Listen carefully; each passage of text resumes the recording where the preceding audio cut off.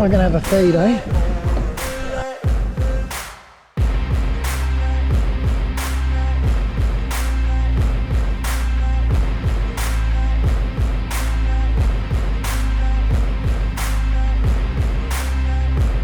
We're gonna go for a sunset snapper session. Yesterday there wasn't a whole lot of snapper caught, so I'm expecting with the rise of the swell, along with the bite time around 5:30, which coincides with sunset. Fingers crossed, if you're watching this, we're catching something exciting. So the bait we're going to be using today, some fresh herring. So they're pretty big. So just a fillet, simple as that. So I'm going to use a snell, so 2 hooks with some lumo and a bit of a skirt. I'm using 7/0 hooks today. The reason why I'm using 7/0 hooks is because you can really get some good hook exposure, especially when you're doing a snell and some thick fillets. So what I'm going to do is I'm going to butterfly this herring now. So let me show you what a butterfly is. So you can see in front of me, I'm going to go through the belly, out to the top of the spine, and then I'm going to come across and out through the tail. I'm going to flip them over and do the same on the other side. So I'm going to go through, up to the top, run down the spine, out through the tail. Okay, so that leaves 2 sides. And what I'm going to do is I'm going to grab the spine and just rip that out. Okay, use that as some bait. Essentially what's going to happen is it's going to flap in the water and it's going to attract, hopefully, a snapper. As they say, you know, it'll tickle the nose of a snapper, and you think this is quite a big piece to do this in. Interesting enough, whenever I do use a butterfly, it works. So let's give it a crack today. So what I'm going to do is I'll hook it up now just to show you. So go in through the skin,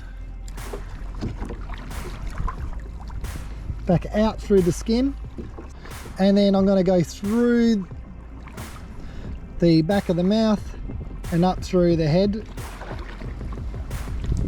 nice and hard through there. So as you can see there, we've got some nice hook exposure, and yeah, so that should do the job for a bigger snapper. Tide is going out, so my theory is if we get some burley in the water now, the burley is going to go out, and then as the snapper come in, which they do inshore at night time, they'll come through and then they'll be smelling it on the way through. So I've just got a burley log today. I've got it in a scaling bag. The reason why I put it in a scaling bag, I find that the scaling bag, generally, if I really want to get the burley cranking, it will do the job a bit quicker than just the normal sort of onion bag. So one thing you need to make sure that you set your drag correctly. There's been lots of cases where I haven't. I loosen it sometimes to clean it. You give it a bit of a pull. I love the Saragossa noise. You can hear this. That's just, I love it. You know when something's pulling hard. That's slightly too loose. So getting that balance is normally, it gets a little bit tough to pull.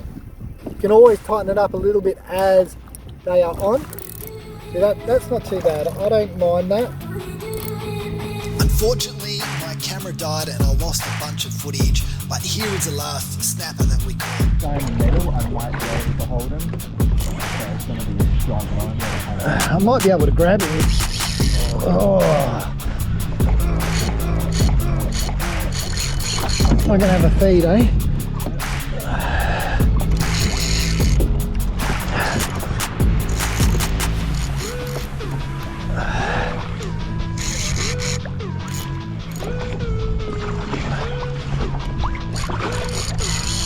Oh, he's decent. I think we can't take any more anyway. No, we can only take 4. Oh yeah, take this one. We just got to kick the feet of those guys. There's a what's the thing in front of you.